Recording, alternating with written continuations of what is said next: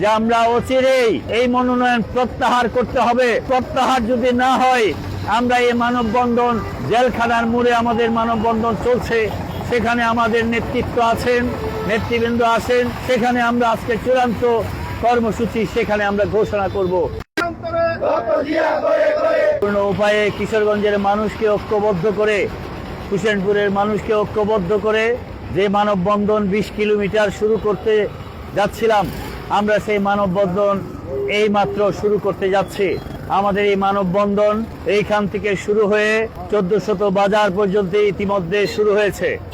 আমরা সেই মানববন্ধনের মধ্য দিয়ে কিশোরগঞ্জ হুসেনপুরের মানুষকে সাথে নিয়ে আমরা একটা বার্তা পৌঁছাতে চাই যে কিশোরগঞ্জে গণতান্ত্রিক আন্দোলন সংগ্রামের 17 বছর যারা আন্দোলন সংগ্রামে ছিল, যাদের মানুষের কাছে ছিলেন, তাদেরকে সাথে নিয়ে আমরা কিশোরগঞ্জের ধানের শীষের পক্ষে একটা নির্বাচনে বিপ্লব করতে চাই। এই বিপ্লবের জন্য কিছু সংখ্যক মানুষ, কিছু কথা আমাদের প্রিয় নেতা তারেক রহমান সাহেব বিদেশে থাকা অবস্থায় তার কান ভারী করে আমাদেরকে বঞ্চিত করা হয়েছে।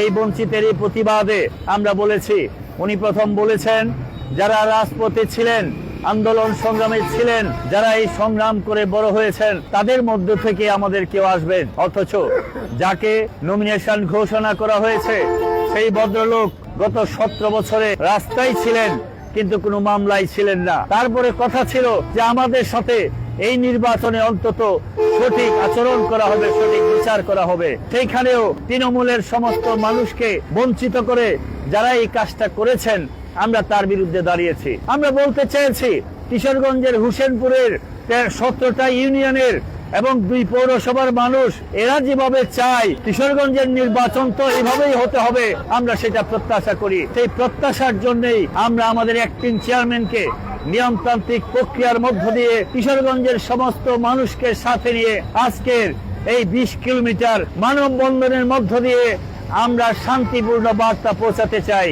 আমরা বলতে চাই যে আমরা অচিরেই এই মনোনয়ন প্রত্যাহার করতে হবে। প্রত্যাহার যদি না হয় আমরা এই মানববন্ধন, জেলখানার মোড়ে আমাদের মানববন্ধন চলছে, সেখানে আমাদের নেতৃত্ব আছেন, নেতৃবৃন্দ আছেন, সেখানে আমরা আজকে চূড়ান্ত কর্মসূচি সেখানে আমরা ঘোষণা করব।